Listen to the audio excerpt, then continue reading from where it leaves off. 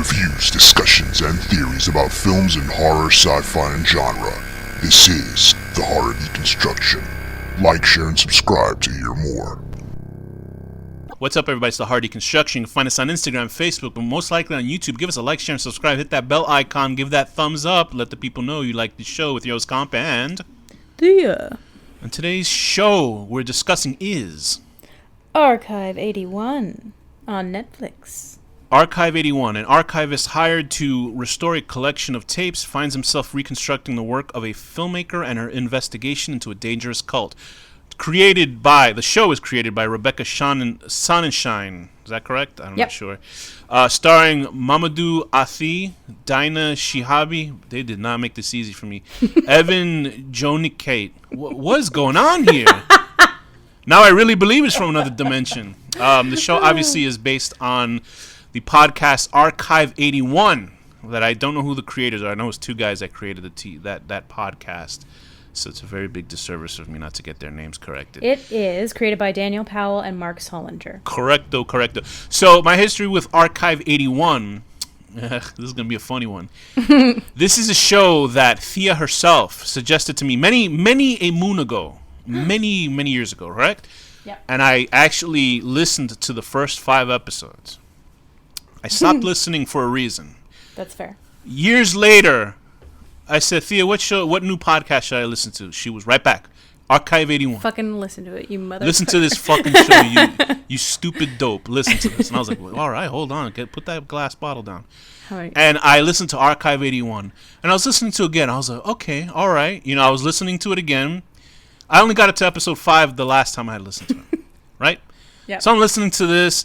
I was listening to it was just from a basic idea of what I remember from listening to the podcast and not pulling from the show. It was a guy who got this job at some weird institute who had to restore audio tapes, correct? Was it audio tapes? I think it is audio tapes. But I think that's one of the changes they did. I think he restored them and then he had to play them, basically. Correct. So this was... I think we're listening to the show as some guy saying this first, right? It's a guy introducing tapes of another guy who went missing, correct? Is that how it started out? Yeah, so basically in the original podcast, it's almost the same setup, except that it's audio tapes, and he has to record as he's working. So his recording becomes sort of almost part of the archive, but wasn't it a guy that introduces it? Like, this is my friend Larry, is it Dan?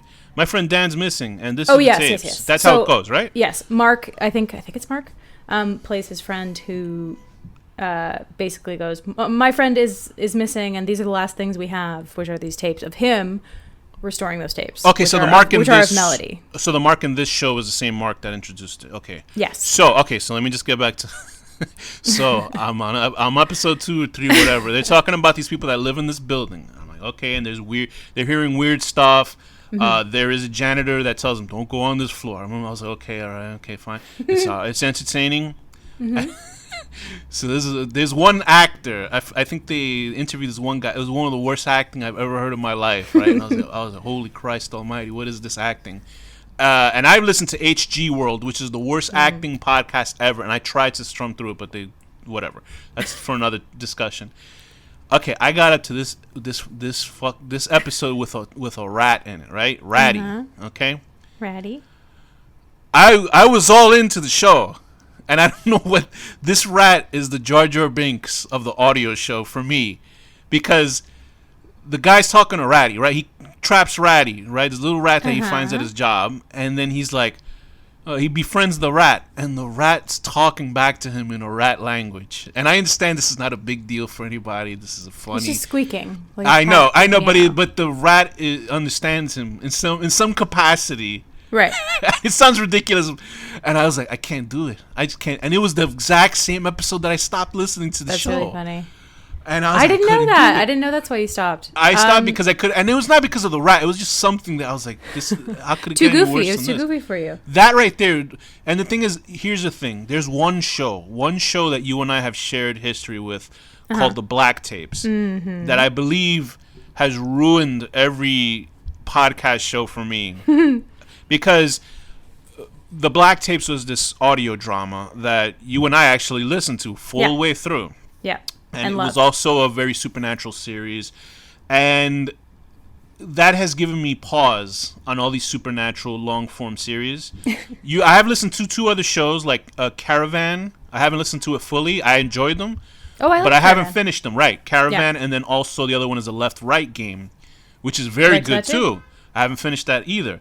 I have to finish those 2 shows. It's just that I think I have some like thing from the Block. Black Tapes, some I know. Black Tapes We've been trauma. burned. We've been burned. Black Tapes is a show that it says it has an ending. That show didn't end, and then they also optioned that for a show.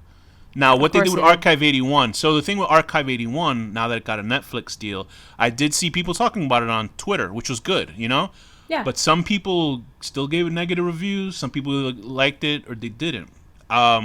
Having fully seen the series now, where does this fall in on the podcast? Where does it cover up to on the podcast? Well, it's tricky because it's very different from the podcast. That's what I hear. and- That's what I read, actually. And because the episodes are so long, like the episodes are like 50 minutes or more, each of them. They're almost an hour. Because Was the they have podcast like half an hour long or something? or less, yeah. I would have to look again, but I think they're quite a bit shorter. They just have less time to fill, and they because it was audio, they did different things. Yeah, that So- was one of the things I was wondering. Was like, because there's complete sections here which wouldn't make any sense, like Yes. as an audio drama. And they've created lots more different mythos around all the various characters that they Okay. did not create in the podcast. And I do think the original creators had a bunch of input sort of in this show. Okay. But there is a lot of world building happening that did not happen in the podcast. It's very, very different. Because I will say this, having watched this first season, I preferred this from what I heard from the audio. But I'm That's fair. obviously that's I think the difference between this podcast, and Black Tapes for me was that Black Tapes starts out very strong and ends badly. oh yes, yes indeed. This one starts out okay and then goes insane and like unlike any other podcast I've ever listened to. And listen, in there the is second season.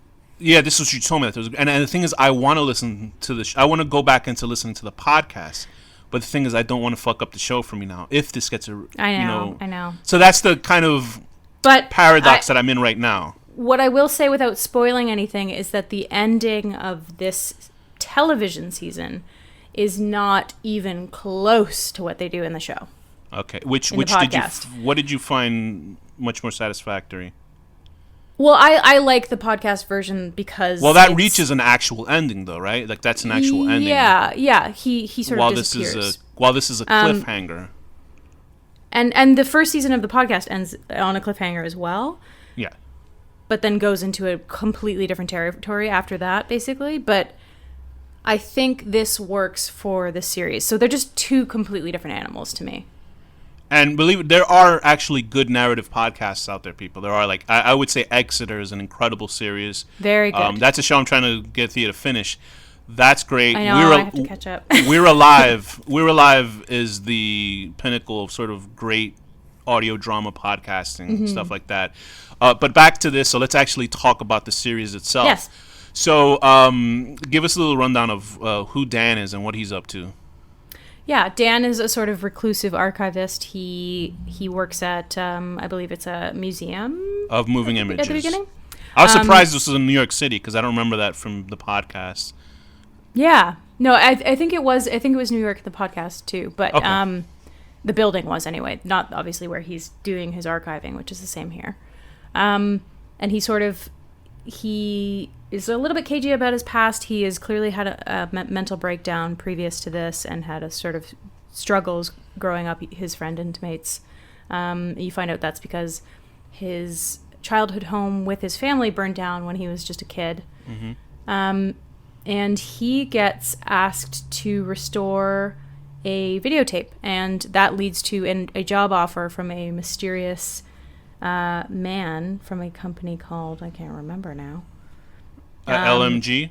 Is it LMG? Yes, LMG. And they ask him to... Badly photoshopped onto the side of a building. Yes. Go ahead. And they ask him to archive and restore a bunch of these tapes, basically.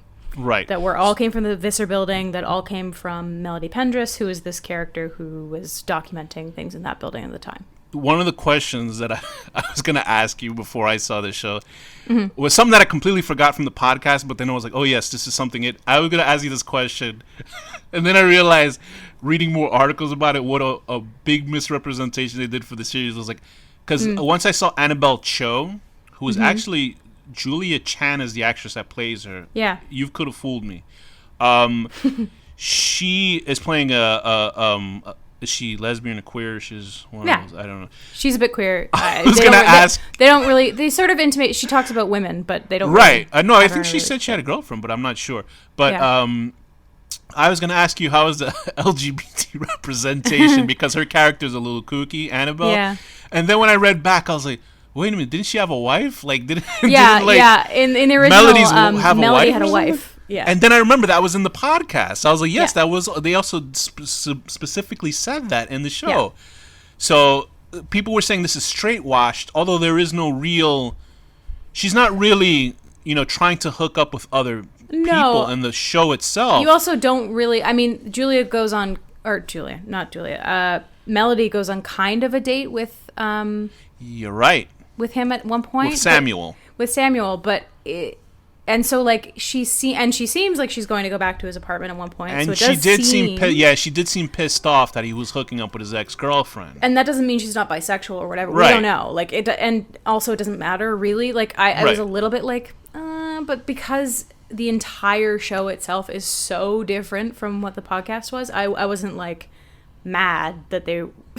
Yeah, I mean, like, because one thing is, like, I believe Dan was white in the podcast. Was he played by a white actor? So this is once again for those ignoramus cavemen that are upset about the white genocide when they replace an actor with another person of color or something. This guy's fucking great, Mamadou Afi. So good. I don't remember how he compared, because I remember Dan from the show being a little bit nerdy, but he's a completely sort of not completely different, but he's a different character because he has to talk more in the audio drama. Yeah. And Dan in here, this guy's got such a good expressive face. Like, he's such a good fucking actor. He's very good. And because I remember, like, when when the kids on the internet say, oh, this is kino, like, this is film. I think kino is a word in another language for film. There's a part when Melody is on film talking to the psychic or the medium, and she's repeating what he had talked to her about, and and his eyes are filled with tears, and he's like, it's real. I was like, this is film. This is like beautiful. Like, he's very good. I was like, that is such a beautiful shot in the show. Like, it was one of those things where you're like, fuck, this is good, Yeah. And what's funny enough that maybe you haven't noticed who the directors were in some of the episodes, because I sort of like would just play the opening credits. I know. So, and I was like looking down, and I saw Moorhead, and I looked up, and I was like, wait a minute, did I see that right? And I was like, Justin Benson and Aaron Moorhead, two of my favorite directors. I fucking love them. Obviously, their films like Spring. Spring is one of my favorite films of all time. They're now handling the Moon Knight show for Marvel, so I'm so happy for those two directors, because those two, while I don't think they had a hand in writing this series or doing, but their episodes stand out pretty well. I think actually all the directors did great with this series, especially the guy that did the 1920s episode.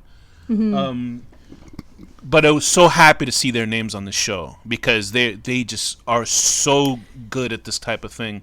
I was sort of And they're kind of, all their films sort of deal with science fiction. And while this series seems spiritually like not a horror show, it is a horror show, but it not really science fiction until towards the end. But it's not even really science fiction until you deal with sort of time and stuff like that. That's not something we actually deal with a lot. But when one character's in one dimension interacting with another, I thought that was so incredible.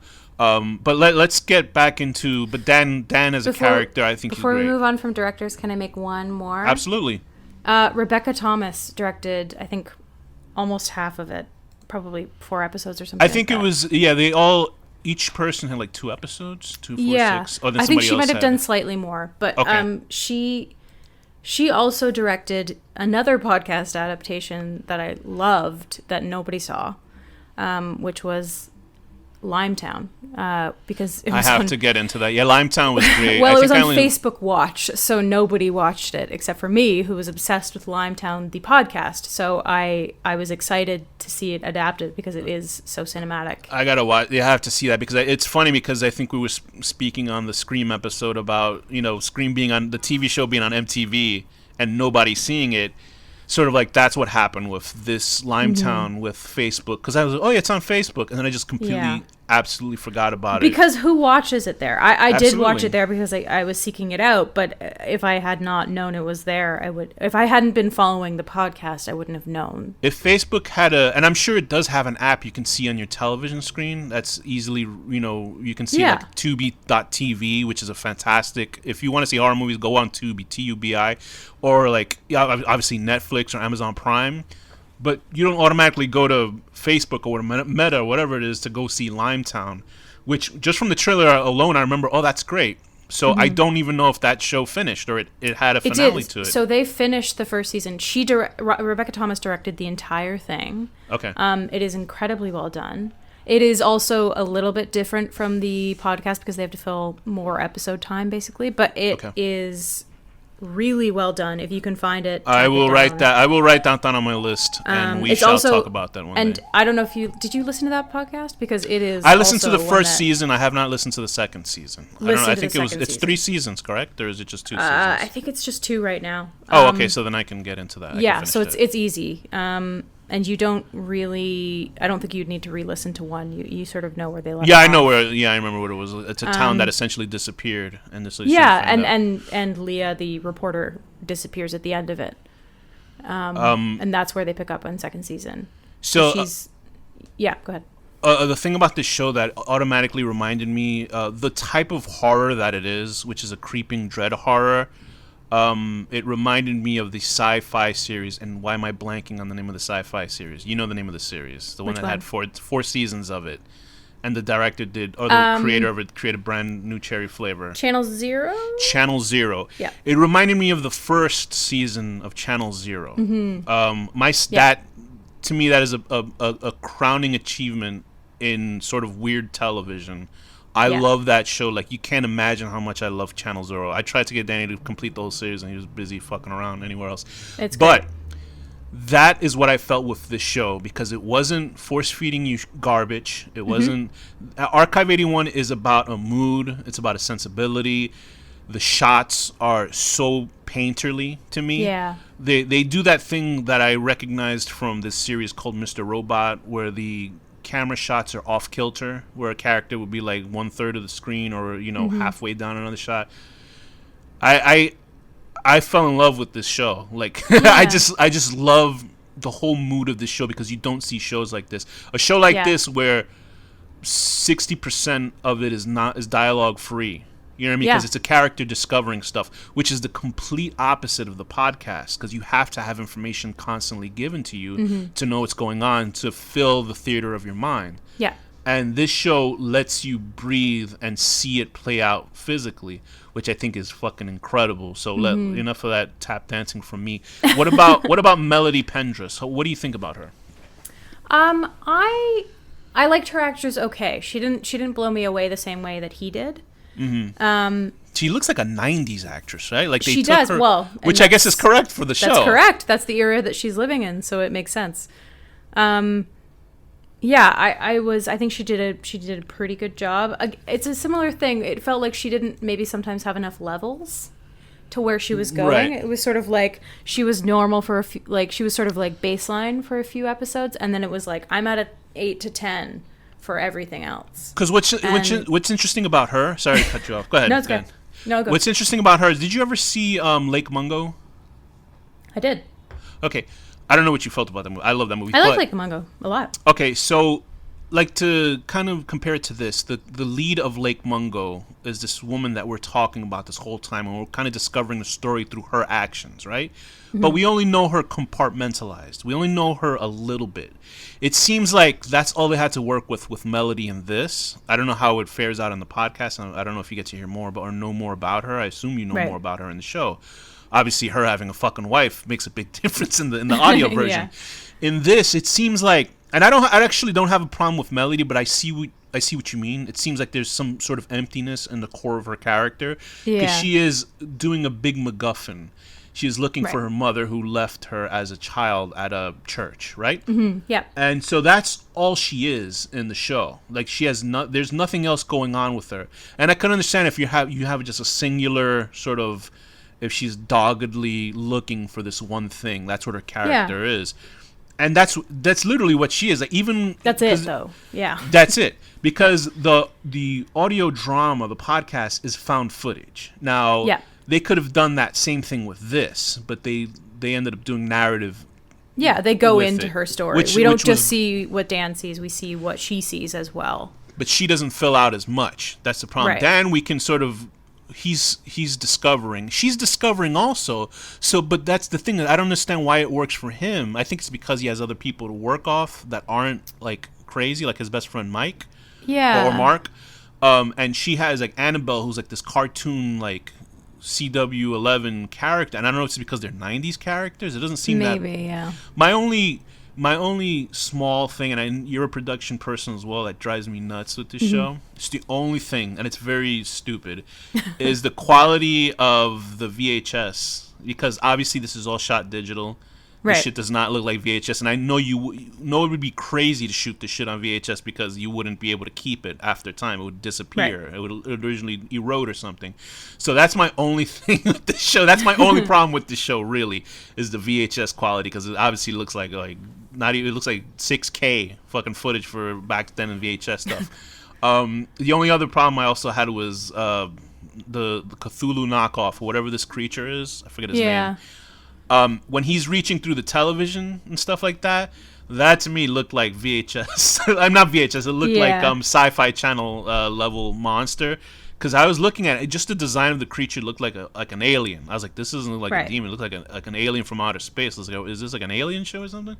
But those are my only two really big things about it. And I think James Wan actually produced this series. Yes. So it's actually another feather in his cap for horror, with the good 20 minutes he did with Malignant that people love.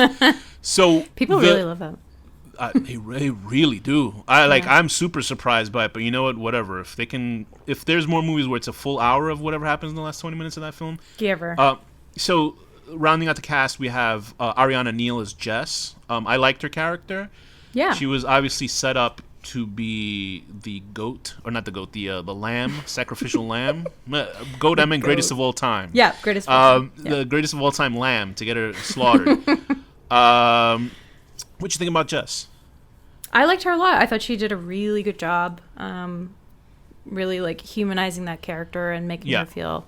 I felt bad for her, so bad. It seems like yeah, and it was the same way in the podcast too. And she did she did a really good job. I did like the idea that this building was sort of sucking these people in. I'm a sucker for cults in shows. Strangely enough, not cults in movies, because you always know that the cults win at the end of every horror movie. The only times that I for some reason I got it right were Ari Aster with Hereditary and Midsommar. Yeah. But I like this cult thing, and I also love the lore of the 1920s and the cult and them trying to do this stuff. What did you think about the 1920s stuff with I think what was her name, that lady, the blonde lady? One moment. She's down the casting list. Iris. Okay. Played by Georgina Haig. What did you think about that whole 1920s sequence of the show? I liked that a lot. I was glad too. we went back and did that, because it felt... I honestly, if I have one note, it felt like sometimes we lingered on parts of the story too long, and we could have got to some of that lore faster. Okay. Because I felt like it was a lot of that and the witch info dump sort of right at the end of the season. I think they were trying to humanize the girl that got sacrificed. Yeah. That's my third thing that bothered me was the instant death when you get your throat slashed. You automatically die as soon as somebody cuts your throat. They don't realize how long it takes to drop kill like a person. ton of bricks. Yeah, you just drop like puppet strings. Yeah. I did enjoy that 1920 stuff. I love that sort of. It's the same thing as Raiders of the Lost Ark, when they open up the Ark and all those Nazis get blasted to pieces, because it's just like an era. Because you can you can play with time as in the 1940s because you feel, oh, these people weren't as smart as us. They were so archaic, you know. And then when you introduce some sort of supernatural element, you can kind of believe it because we're so removed from them in time. Although it's 40, 50 years ago, and this, you know, longer than that. But I love that aspect. I love that sort of archaic lifestyle dealing with the supernatural. There are other characters like Samuel. What'd you think of Samuel? I thought he did okay. Like he did the job, I think is what I'd say. Like, but like he walked the line of like, are you good or are you bad, kind of well enough. How's he compared to in the series? I think the one in the series just felt sort of pretty ominous from the start. Okay. So they didn't try to play like he was nice. Okay. They pretty much played he was sort of bad or he was sort of creepy the whole time. So it's just a very different version of that character, which I didn't mind. I thought it worked pretty well. And Annabelle? I don't think they did very well with Annabelle. Okay. Was Annabelle her wife in the podcast? I don't remember what her name was in the original podcast. I thought it could have maybe it was a missed opportunity to talk or at least mention that she's bi, and maybe Annabelle is either an ex who is also a friend or something. Like, yeah, I just got the idea that she was her friend. She could have been better utilized. Yeah, I got the idea that she was just her friend. Yeah. Rounding out the cast, we have Mark Higgins, who's played by Matt McGorry. I liked his character a lot. He's great. Goofy, he's not a goofy guy, but he's like a best friend, and they got to introduce I don't know if he ran his own audio drama, which he does in the series itself, which is a nice nod to you know the origins of the series. I think he was great. It was sweet. I like that he's and he's like an actual friend, you know, like a friend character, which Benson and Moorhead do very well in their movies. Yes. Another movie that's like that, which I implore everybody to see, which is a really good film about quote-unquote supernatural and mental illness, which is called They Look Like People. I don't know where they're streaming that now, but that is a fantastic movie about friendship because it's very hard. You can see just from Annabelle and Melody in this film to have realistic friend characters. Yeah, that didn't feel like an authentic friendship. That was the problem. And Dan is a little bit of an asshole to Mark in this show because Mark is a person that is his friend and wants nothing more than to see his friend do well. And you know, having been through like lots of friendships myself that fail, it's like bittersweet to kind of see these relationships on television that they exist. You know what I mean? Yeah. Something that you can if you find a good friend, you know, stick by them, and that's what this show did with. I hope Dan realizes that Mark was his bro till the end. Till the end. So Dan, as sort of the solitary character, he is a person that is afraid of being alone and can't take rejection well, because we do find out that his last relationship, his girl, fucked the film festival guy. Yeah. Which Thea and I know as production people is the lowest rung in the history. Rather see your better worse. Half in a bestiality film than that. Oh, no. So there's Martin Donovan is great as Virgil Davenport. He's a fantastic sort of you know this guy.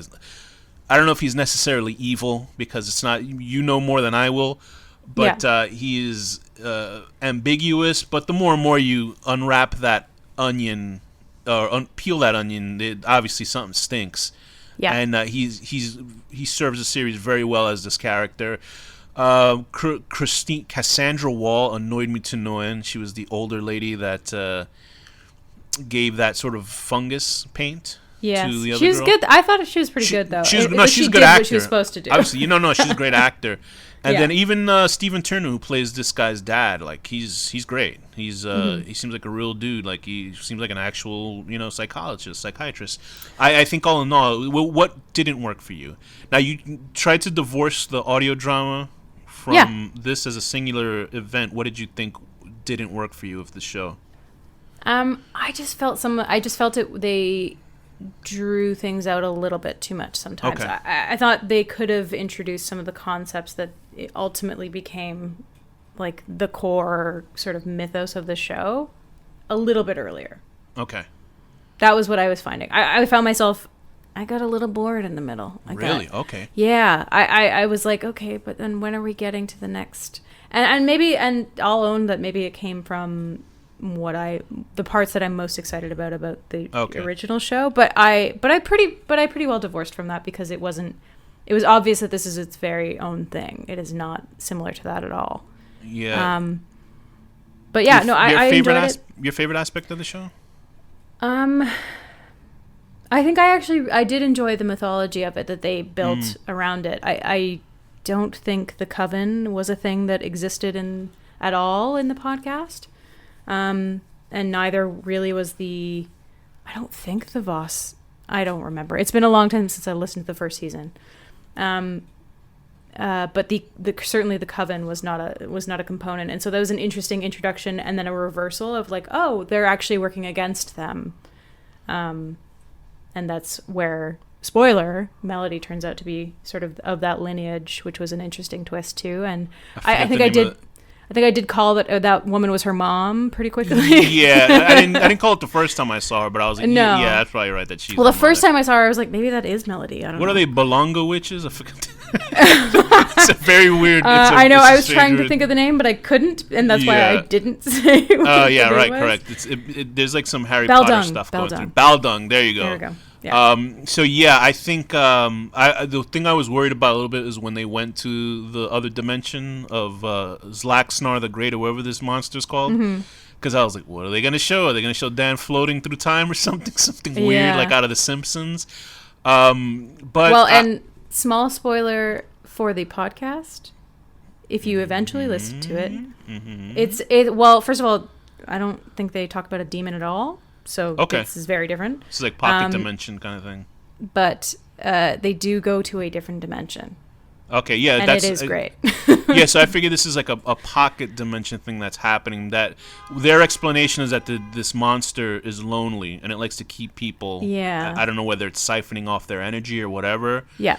So that's what happens to Dan, and he gets this girl out, and then that pesky ass fucking Samuel shows up. As I said, Dan, right? Not Sam.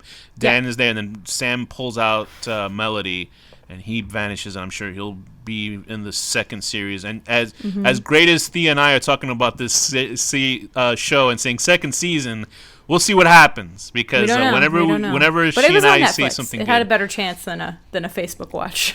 Hopefully better than Cowboy Bebop, which I did not think was horrible, but I guess now anime people will be mad at me. So I really enjoyed the series. I really did like this.